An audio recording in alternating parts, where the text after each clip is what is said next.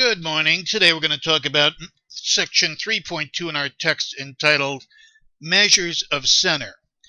If you've got raw data, possibly containing thousands, maybe even hundreds of thousands of values, it's difficult, perhaps impossible, to discern any important characteristics of the data. All right, so what we're going to do is talk about what the two most important characteristics of data.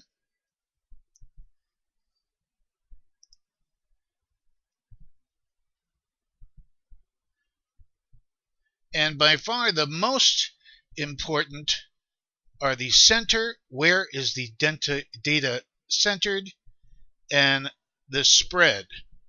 How much is that data spread? Our author refers to this as a variation. All right, measures of center we're going to talk about in section 3.2, and measures of variation or measures of spread are going to be discussed in section 3.3. All right, in section 3.2, which we're going to talk about today, we're going to use 4 measures of center. And which one we use depends on the situation, the data situation we're in, as we'll see. The 4 measures of center we're going to talk about today are the mean, median, mid-range, and mode. They all start with M. But before we talk about how to compute these measures of center, some notation first. In statistics land, we deal with large populations. And population size, well, it literally could be millions of data values we're referring to, will be symbolized with a cap n. Now, what we do in statistics, we take samples because populations are too large to deal with. We take samples which hopefully from which we can make inferences about the population. And the notation for sample size is lowercase n, little n. Okay? All right, so let's talk about mean. How do you compute a mean? Well, a mean, most of us has been referring to as the average value for your educational careers. It's nothing more than the sum of all data values divided by the sample size. All right, this is a Greek letter. Sigma stands for summation.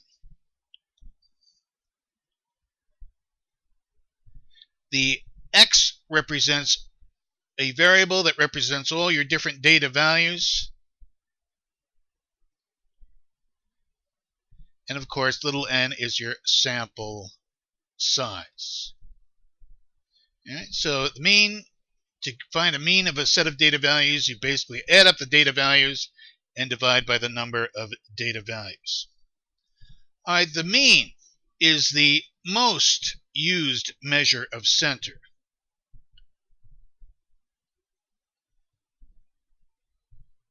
By far.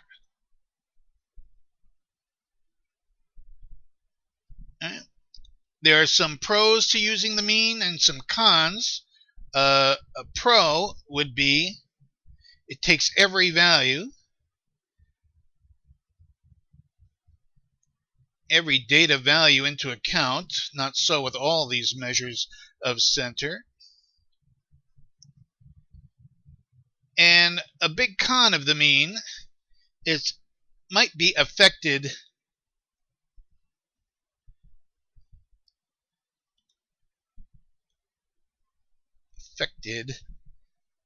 by extreme or outlier values.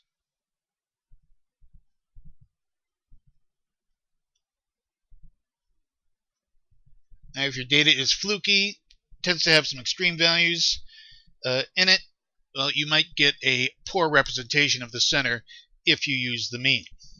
But again, it is by far, the most used measure of center.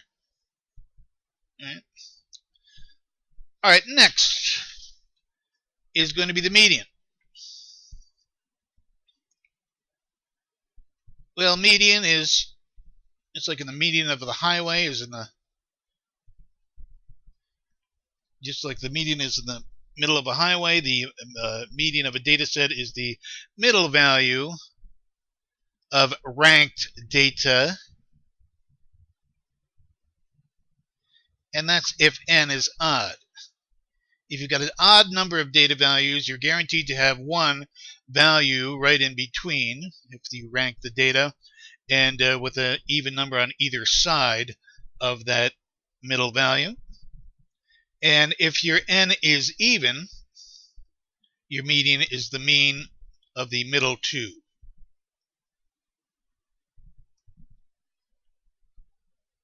Of course, of your ranked data.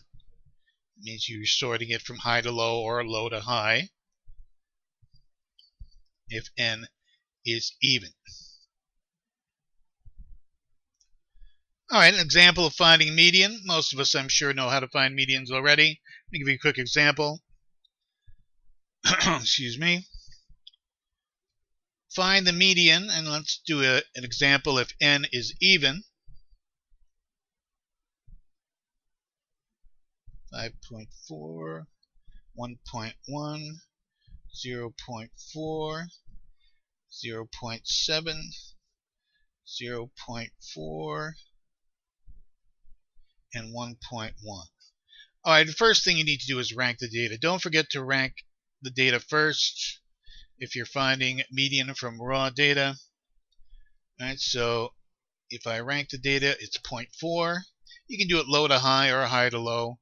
0.4 appears twice. What's next? 0.7. Then 1.1. Then 1.1 appears twice, and 5.4. All right, so since our data set has an even number of values in it, for the median, I take the mean of the middle two of ranked data. So the median is going to be 0.7 plus 1.1 divided by 2. The mean of the middle two. Go to my calculator. 0.7 plus 1.1 divided by 2 is 0.9. I suppose I knew that. 0.9 is the median here. All right. Let's do a quick example, finding the median if n is odd.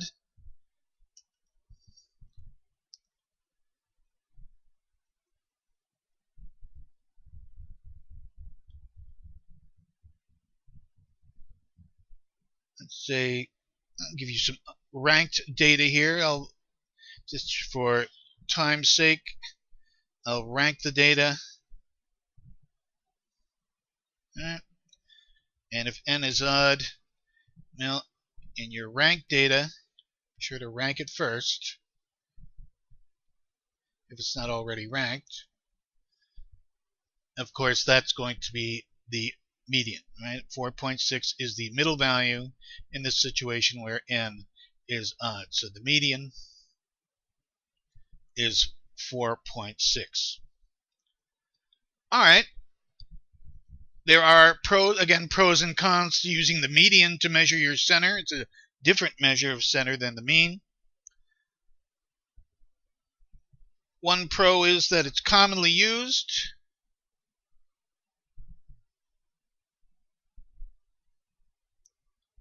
When data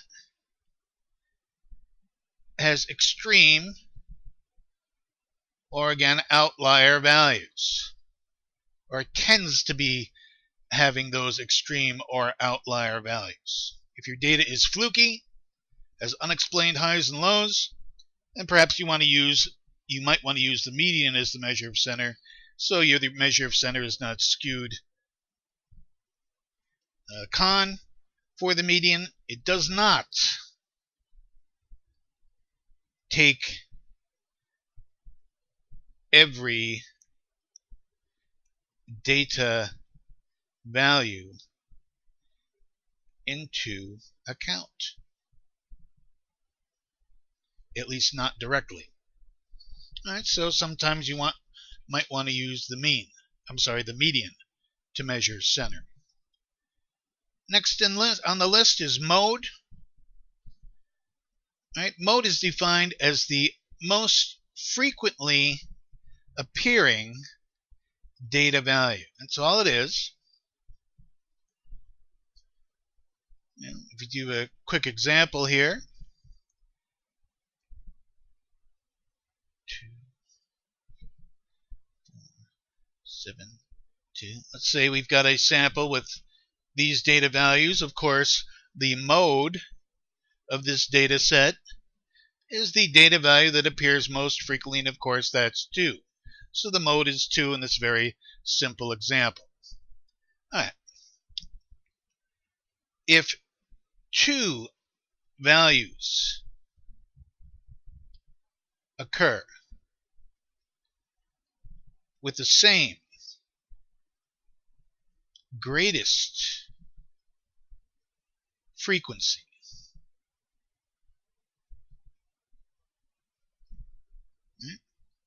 we say each of them is a mode. Now you can have more than one mode.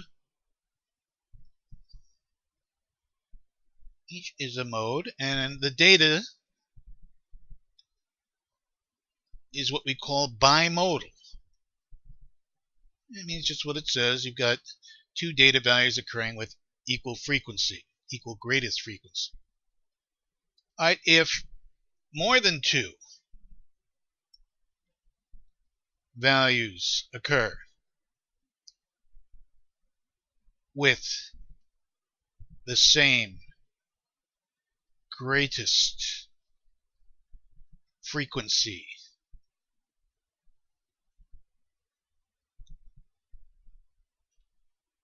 again, we say each is a mode, so you could have more than one mode, you could have more than 2 modes.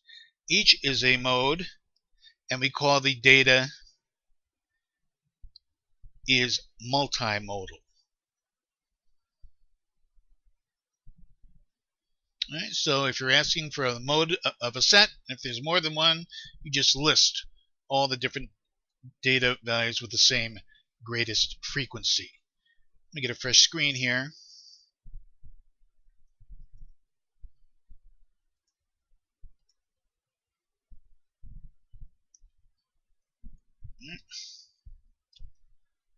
Mode, again, pros and cons, I suppose.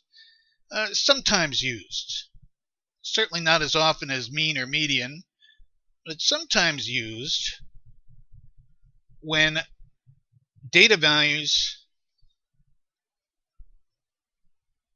repeat quite a bit. As an example, you're measuring grades in a large class or a large college, right? You're looking at an A being a 4, a B being a 3 is a common code. Oops, excuse me. B being a 3. Ugh, hang on.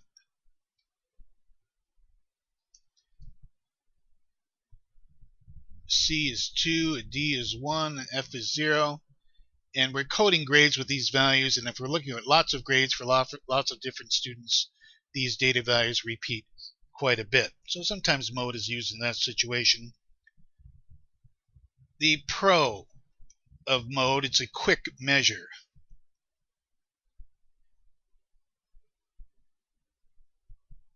Of center if data values are repeated frequently.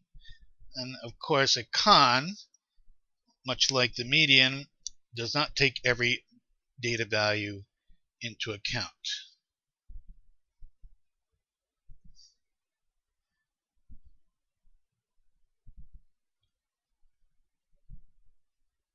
Into account.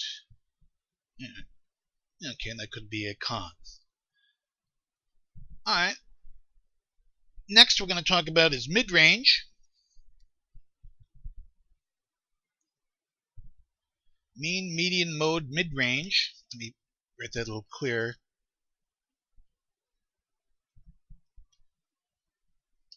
mid-range. It's our fourth measure of center. All right. This is a rarely used, but sometimes used measure of center, and all it is, it's the mean of the extreme values in the data set. I'll shorthand it in this way: high plus low over 2, mean of the extreme values. All right. It's rarely used, but it is a very quick measure of center, especially if you're writing computer programs or some sort of program code to measure data center quickly. Quick measure of center, easy to compute, can almost do it at a glance. But of course, the con is it's rarely used because it's very sensitive to outliers.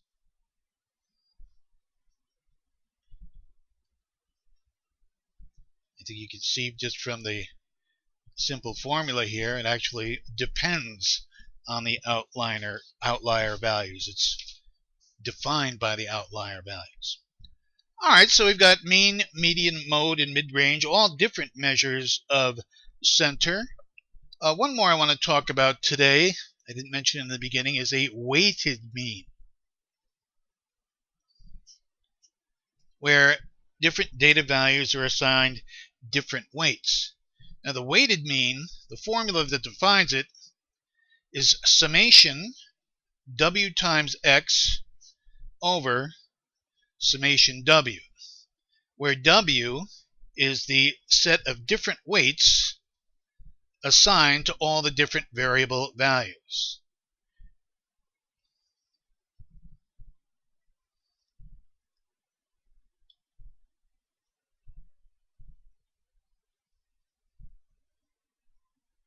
Different data, or x values, right? X is the variable that represents your data values, and w is the different weights assigned to those data values. All right, easiest example of a weighted mean is a GPA. How to compute a grade point average.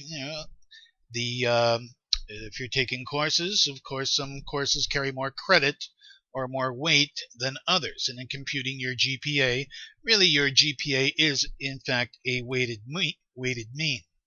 So let's see an example. Let's say computing grade point average. All right, let's turn to our books. See example 9 in your text on page 88. I'll turn there myself in a second. All right, example 9 says, on page 88, in her first semester of college, a student of the author took 5 courses.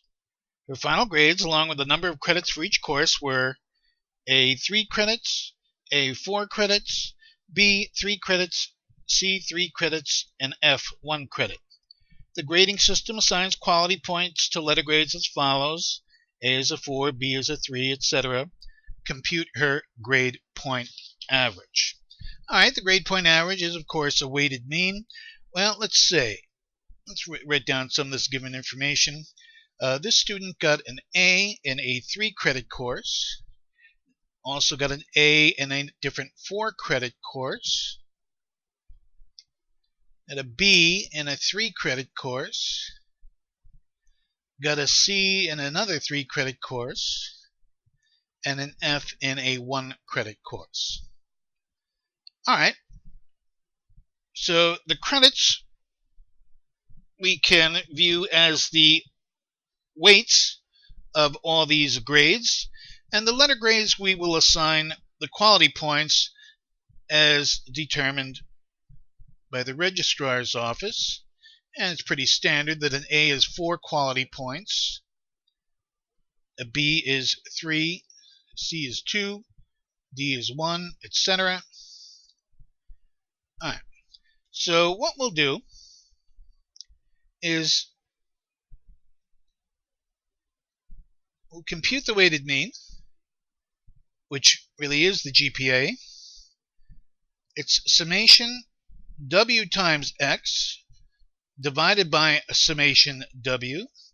Now we're going to replace the letter grades with the quality points, right? And use the number of credits as weights. So number of credits are going to be the weights,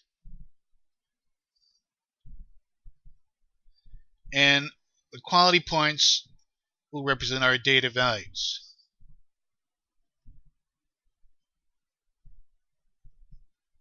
All right. So I'm going to have to scroll down here and lose sight of this so you can see the raw data in your book. Well, I've got a 3-credit course that got an A as a result, so I multiply those two. I've got a 4-credit course that received an A. I've got a 3-credit course that received a B, etc. Another 3-credit course that received a C. I'm running out of room here, plus a 1-credit course that received an F, which is a quality point of 0. So basically, take each data value, each quality point, multiply by its associated weight, and add them up. Right? Remember, sigma stands for summation, and W times X, of course, is a product. Right? So we'll multiply first, and then add up these values, as indicated in this large fraction, and divide by the sum of the weights. Now, the sum of the weights are really the sum of the credit hours. So it's going to be 3 plus 4 plus 3 plus 3 plus 1. All right, so there in all its glory is the indicated values. I add these up. I get a 43 divided by 14 and a GPA of 3.07. All right, so GPA as weighted mean. All right, we're at the almost the 23-minute point. We'll call it a day for today. And this concludes section 3.2, measures of center.